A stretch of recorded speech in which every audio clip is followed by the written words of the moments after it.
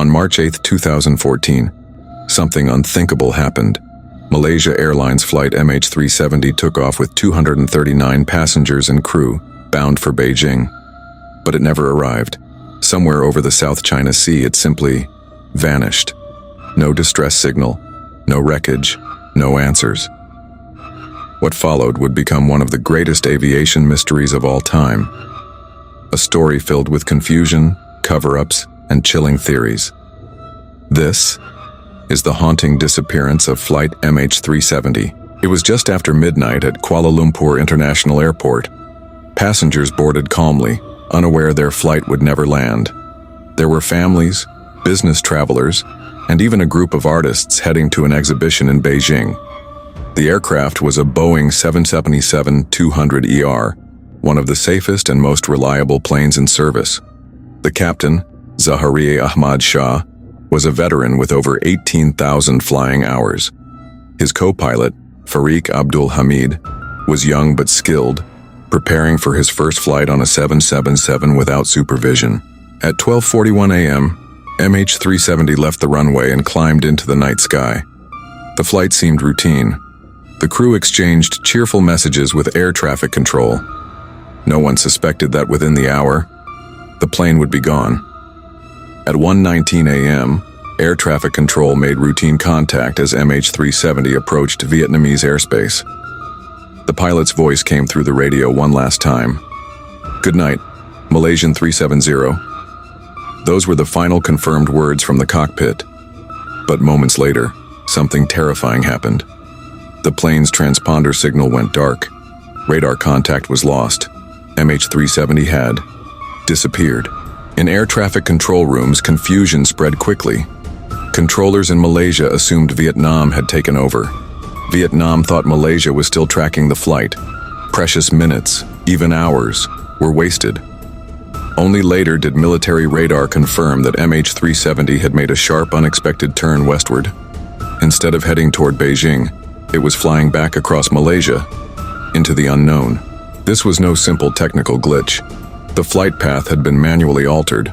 Someone in the cockpit had deliberately changed course. But why? For a while, military radar tracked the plane's ghostly journey. It soared across the Malay Peninsula, turned again, and vanished over the Andaman Sea.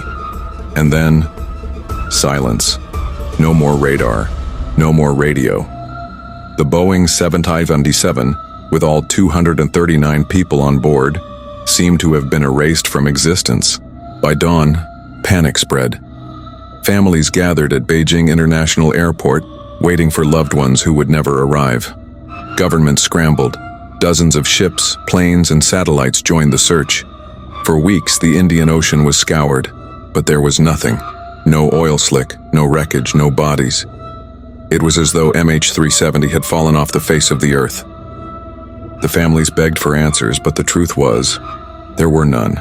Every lead ended in silence, and with silence came theories, each one more disturbing than the last. Investigators struggled to explain the disappearance. Theory 1, a catastrophic mechanical failure. Could the Boeing 777 have suffered a sudden failure? Possible, but experts pointed out a mechanical issue would have triggered distress calls. Yet MH370 sent none. Theory 2, a fire or decompression. Some suggested a fire filled the cabin with smoke, knocking everyone unconscious. But if that were true, why did the plane change direction so precisely, almost as if guided? Theory 3, hijacking.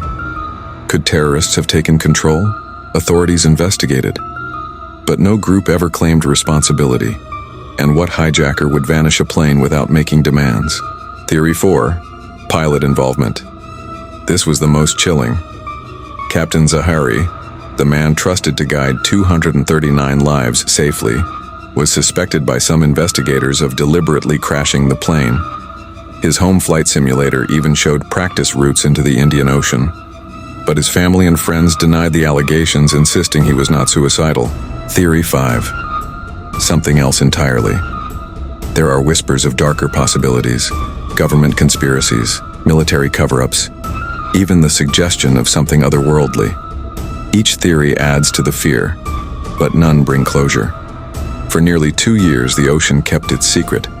Then, fragments began to wash ashore. A wing flap, barnacle-encrusted, appeared on Réunion Island. Other pieces followed, discovered on beaches in Madagascar and Africa. They confirmed one thing: MH370 had indeed gone down in the Indian Ocean. But how it ended up there, thousands of miles off course, remained unanswered. Search teams mapped the ocean floor, deeper than Everest is tall. Billions of dollars were spent. Ships equipped with sonar scanned endlessly. Yet the wreckage was never found. It was as though the plane was hiding, swallowed by the abyss.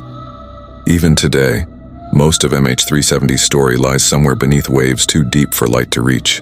Behind the mystery are the families. 239 lives, cut off in an instant. Children left without parents, parents left without children, loved ones waiting at airports, staring at doors that would never open. Some still wait, some still believe answers will one day surface. But every year hope fades, replaced by grief and unanswered questions. The disappearance of flight MH370 remains unsolved. The official report ended with more questions than answers. What happened in those final hours? Who was in control of the aircraft? And why? After a decade, do we still not know the truth? Perhaps the ocean will reveal its secrets one day. Or perhaps MH370 will remain one of the darkest mysteries in aviation history. Because sometimes, the scariest horror stories aren't fiction. They're real. And Flight MH370 is one of them.